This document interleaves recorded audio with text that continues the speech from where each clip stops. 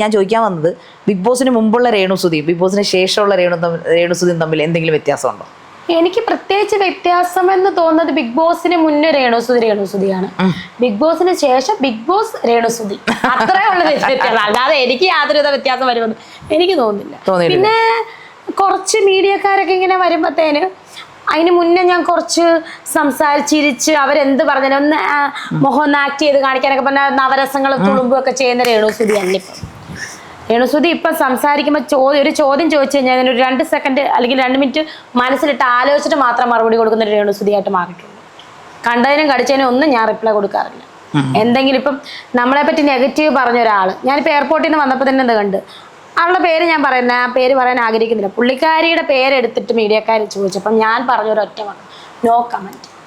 എനിക്ക് വേണമെങ്കിൽ ആ പുള്ളിക്കാരിയുടെ പേരെടുത്തിട്ട് അങ്ങനല്ല ഇങ്ങനല്ല എന്നൊക്കെ എനിക്ക് അവിടെ നിന്ന് വാദിക്കാം. പണ്ടായിരുന്നെങ്കിൽ ഞാൻ അങ്ങനെ ചെയ്തേനെ, ഒരു 15 മിനിറ്റോളം നിന്ന് അങ്ങനെയല്ല. ഇന്ന് എനിക്ക് അതിൻ്റെ ആവശ്യമില്ല. രേണുസുതി തൊട്ട് കാണുകയും വേണ്ട, അങ്ങനെ ഇനിയും എൻ്റെ പുറകെ ആരും വരുകയും വേണ്ട ചോദിക്കും.